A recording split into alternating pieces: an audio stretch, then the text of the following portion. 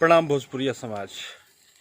एकदम मिजाज गदगद बा ऐसे कि आज पावर स्टार पवन सिंह जी के जौन गाना बा बवंडर मचा दिले बा आरा में दोबारा।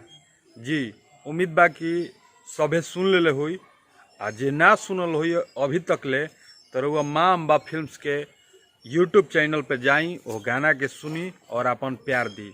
एगो बात खास बात कहे खातिर आइल बनी। ई वीडियो एगो स्टार खातिर बड़ुए।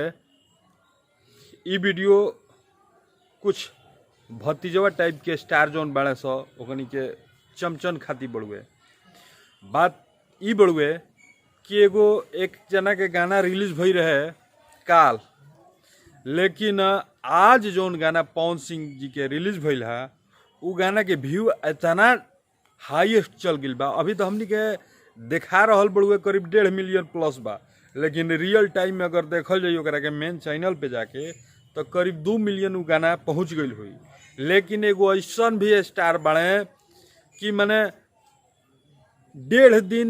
2 दिन से पवन सिंह के पीछा कर रहल बने अपना गाना के माध्यम से, लेकिन 2 दिन से भी अधिक हो गई उ गाना आज तक ले अभी तक ले उतना व्यू न प्राप्त कैलस जितना कि पवन सिंह जी के गाना जौन बड़ुए करीब 7 से 8 घंटा में व्यू प्राप्त कर ले बा। हमरा कहे के मतलब इहे बा कि देख बाबू, बराबरी ओकरे से कइल जाला जेकरा से हो जाए, हाथी जरे हथरस ना कइल जाला। ई भोजपुरिया कहावत ह, ई सभे जानेला। तो हाथी जरे हथरस करबो तो गबड़ा जीवो। हमरा कहे के मतलब उहे रहला कि तू अपन व्यूज देख लो कि तू 2 दिन में का कइले बड़ा, और वो अश्लीलता वाला गाना लेके आइल बड़ा। अश्लीलता ये के चलते कि लोग तनी देखी, लेकिन पवन सिंह जी के जौन गाना आइल बा एकदम साफ सुथरा, एकदम मस्त गाना बड़ुए, एकदम झकास बड़ुए। केहू सुनी, केहू चाव से सुनी वो गाना के। लेकिन तू उतना घटिया गाना ले आइल बड़ा कि भोजपुरी के उ गाना गंदा कर दारी सा। तो हमरा कहे के मतलब यह बा कि तू 2 दिन से गाना लियावा या 4 दिन से एगो गाना लेके लगाव पवन सिंह के पीछा कि हम आगा निकल जाइम, बस के बात नहीं है। पवन सिंह जो रिकॉर्ड खड़ा कर देवेले उ खड़ा कर देवेले, फिर दूसरा के हिलावे के बस के बातें नहीं है।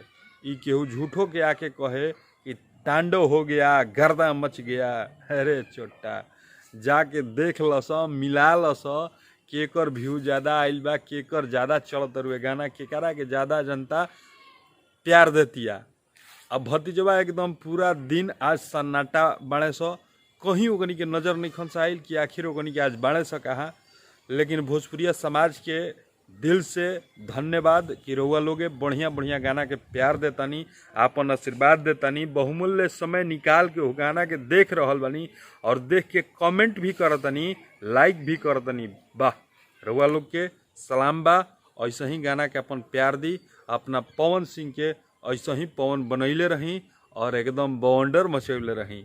अब भोजपुरिया समाज हमार बार बार आग्रह बा कि जे अभी तक हमारा चैनल के सब्सक्राइब नहीं कैले तो प्लीज़ भैया सब्सक्राइब करी, ताकि राउर भाई ऐसा वीडियो लेके आओ और कुछ चमचन के बेजोड़ जवाब देवे खातिर राउर सपोर्ट एकदम अति आवश्यक बा।